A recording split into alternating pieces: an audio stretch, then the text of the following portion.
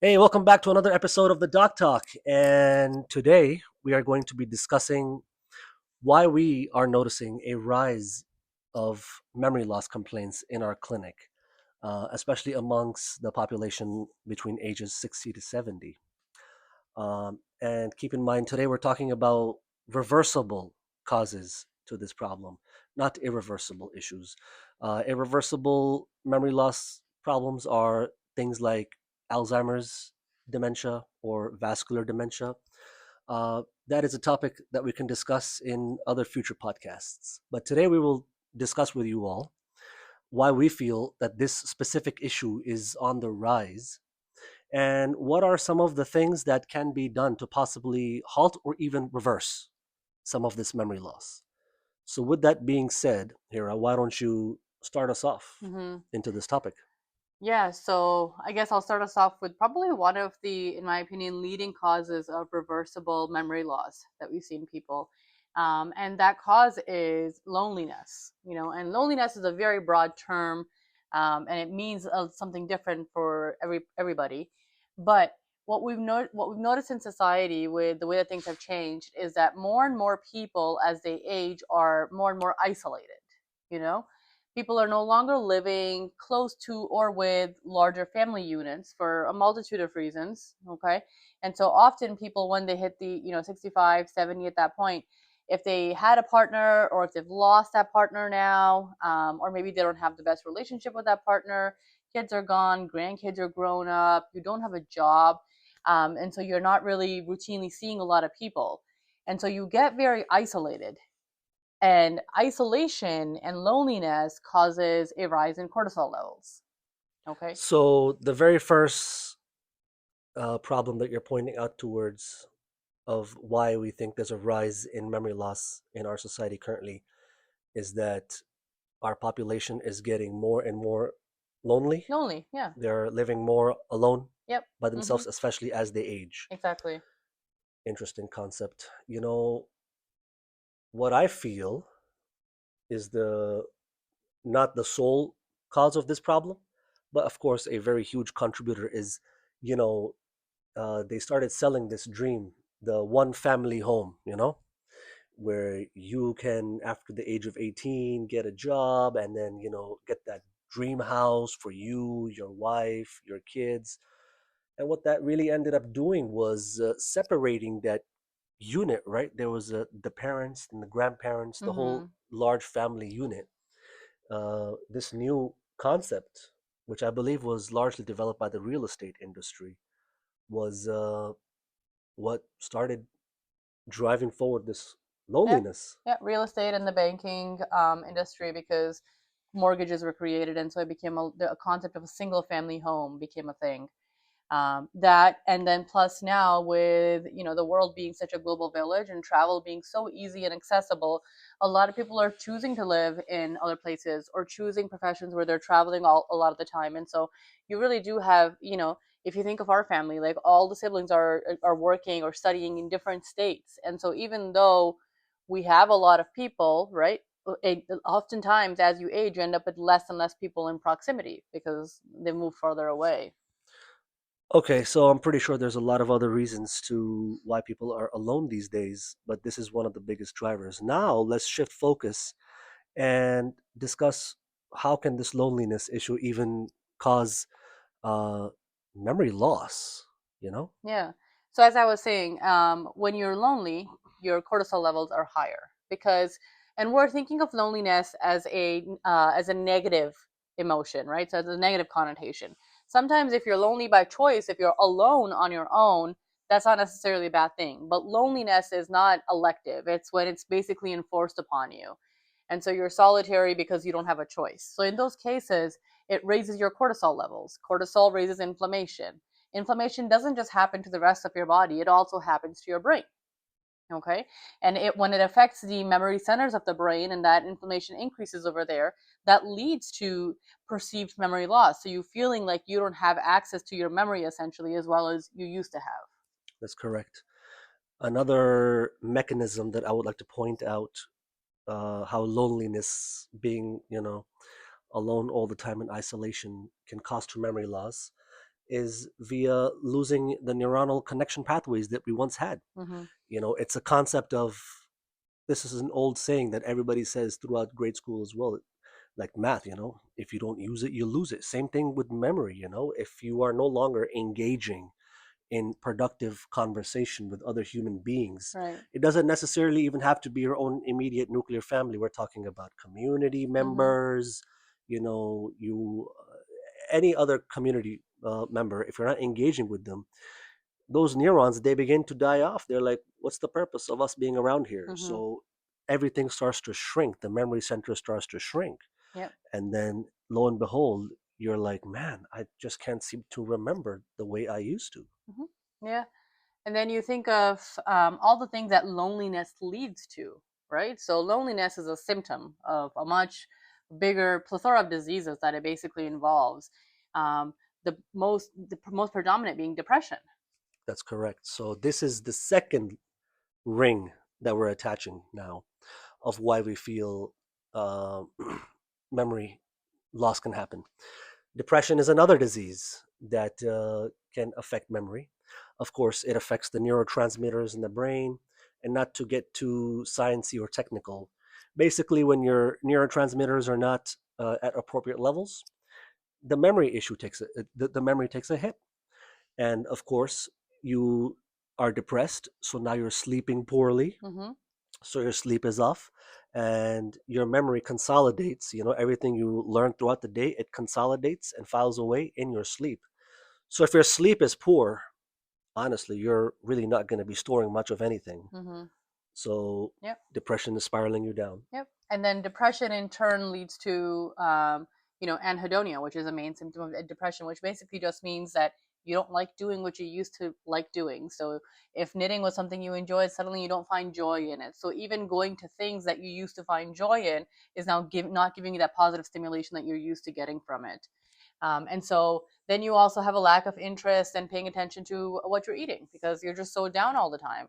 So you eat the wrong foods, you give your brain the wrong food, your brain's not getting the right nutrients that it needs, and then you have further memory loss. So it's such a broad affecting diagnosis. And then you think back and you think, okay, so that stemmed from loneliness. Now, keep in mind, we are not saying this is a one directional street. Mm-hmm. We're also not saying that if you're lonely, you're going to be depressed. We are also not saying that if you're depressed, then you're not going to be lonely or you're going to be lonely. Each of these entities can exist on their own, but if you start checking boxes off of these multiple things, then my goodness, it's spiraling down. Now let's add the final piece. Like I said, there's multitude of other reasons, but Mm-hmm. today we're talking about three pieces why we think that memory loss cases are on the rise. The final piece of this equation is lack of exercise. Now, how the heck would exercise relate to memory, forming, loss, all of this kind of stuff? Mm-hmm. Very good question. Yeah. So the biggest way is by blood supply, right? So the way that your organs and your muscles get oxygen is through blood flowing to them. So the more blood that flows into an area, the more fresh oxygen it's getting. And oxygen is the food that it needs to be able to repair itself, to sustain itself, to make fixes and improvements. Nutrients as Yep, well need to go there. exactly. And so when you exercise, you pump blood to your entire body. Okay, so you increase the blood flow to the brain and thereby increase the passage of nutrients and oxygen to the brain. When you have a more sedentary lifestyle and you're not moving as much, the exact opposite is happening. You're simply not getting enough oxygen and enough food to the brain. So think of the brain as another muscle, right? If you have a muscle, you feed it a lot, you use it a lot, it's going to grow. The other ways that exercise helps, and we know this through studies, aerobic exercise specifically, it grows the area of the brain that's responsible for memory. Mm-hmm. Exercise helps lowers inflammation. She alluded to this earlier on in the episode that high inflammation will hinder the memory, correct? So exercise reduces inflammation. Resistance training has also been shown to help in certain areas of memory function as well, lifting weights and that kind of stuff. Um, of course, if you have lack of exercise, then you're going to develop insulin resistance. We talked about this in a different previous podcast. With insulin resistance, remember, glucose is the food of the brain. So if the brain starts getting resistant to insulin, then it's really hard. That raises inflammation. Glucose isn't going there. appropriately. It's just being all mismanaged. So that is how exercise actually ties in to memory Mm-hmm. loss. Yep. And so, feeding off of that, what are the three biggest things that you can do to help preserve your memory? Or in this case, we're talking about reversal memory loss, right? So what can these people in their 60s, 70s who are starting to experience some changes in their memory, what can they do to bring this back or slow its decline? The the biggest thing, like we talked about, is physical exercise, okay? The second biggest thing, mental exercise, right? It's a muscle. You need to use it. If you do not use it, you will lose it. And mental exercise is reading, it's doing puzzles, it's knitting, and it's social interaction. Social interaction is mental exercise. It uses an entirely different department of your brain to do that than what you use for reading. So you need to practice all those areas of the muscle. Certain examples that come to mind, join a book club, pick a hobby outside of your house that has a group, maybe the bowling league. Technology is pretty big these days. So get on the phone with your grandkids, interact with your children. That's one way technology can also be really useful. Hmm. Really utilizing your brain, and it has to be meaningful connection too, right? You're not just going to go into a negative environment surrounded by negative people, Hmm. just to interact. That's going to raise cortisol. That's what we do not want. Yeah, We want because by that good token, you could say interactions. social media is interaction, That's right? correct. That's correct. But that's not the right kind of interaction. You need an actual discourse, a positive discourse. Stimulation. The mind has to be stimulated. Hmm.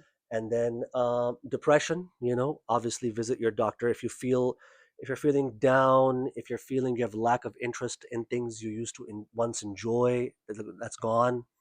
You really don't want to do anything, you're amotivational. If you have these kind of symptoms, really talk to your primary care physician and explore that, because we know this through studies. We also know this through our practice that when we correct depression, whether it's through behavioral therapy or it's by utilization of medications such as SSRIs, uh, people's memory improves. Hmm. Those changes reverse. Yep, yep. And then the third biggest thing after physical exercise and mental exercise is sleep.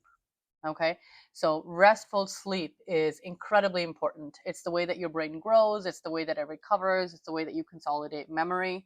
And 6 to 8 hours of good restful sleep for everybody is the recommendation. A lot of people, and I'm guilty of this, are, well, I only need this much sleep. And so I always have that thing, well, I only need like 5 hours and then I'll be fine.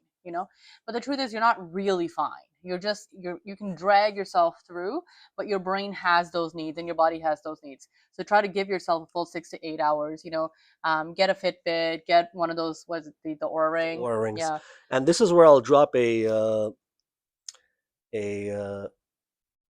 thing to talk about in regards to sleep. Sleep apnea. It's huge. Sleep apnea Yeah. is a huge, huge issue for memory loss as well. That can be reversible. Hmm. Remember, sleep is where the memories consolidate.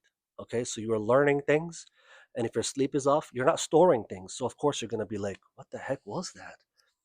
Sleep apnea is very, very. It's a very important disease that really needs addressing and correcting because it affects multiple facets of your life. And today we're just focusing on the memory issue. Hmm. So if you're snore, you have daytime fatigue, you're falling asleep behind the wheel, you're not waking up refreshed, definitely again talk to your primary care physician and explore that. You have to basically get a sleep study. There's no other way around that. But Hmm. if it is positive, then definitely get it corrected. Yep. Yep. So those three things are probably the biggest things that you can do to help reverse memory loss. I think as a society, we need to realize that as a lot of society is aging now. We have many more older populations we have right now compared to previous. We need to start to cater to those populations. And one last thing, is that we really need to bring the community back together. Okay, so that's something that I see through and throughout my patient population. Honestly, even around us, we can see this. We've lost the sense of Hmm. community. We're Yeah. all living these isolationism lives now. Whether that got fueled through COVID-19 and beyond, possibly because the lockdown was insane. But whatever is going on right now, we're all very individualistic, and Yeah. we need to bring back the community because remember, we all suffer and we're all going to age. No one is immune. You may be in Mhm. your 30s now, but you will eventually get into your 60s and 70s. Yep. And look to the future and look at those people ahead of you and use that as an example. Mhm. We need to fix this problem. The Yeah. young generation, Yeah. 20s and 30s, Create a society that we can benefit from once we get to that stage, because if we don't start working on that right now and this loneliness pandemic keeps on getting worse, by the time that we get off that age, it's going to be tenfold. Correct. This is not a my mom problem or a grandma problem. This is a everyone problem, a Hmm. society problem. So, yeah. Um, so keep in mind, this episode was about reversible causes of memory loss. If there's concern that you have or your loved one has that your memory is declining, you definitely need to see your primary care physician, because there are certain tests that we do that can help us distinguish between these reversible issues or if there's an actual underlying irreversible disease process going. And we can run these tests, check some labs to rule some stuff out. And then if all that other stuff is ruled out, then we definitely focus on improving this. Even in those diseases, these tips and tricks definitely improve their quality of life as well. Hmm. Yeah. Yeah. All right. Thank you for joining us for yet another episode. And we hope to see you guys soon. All right.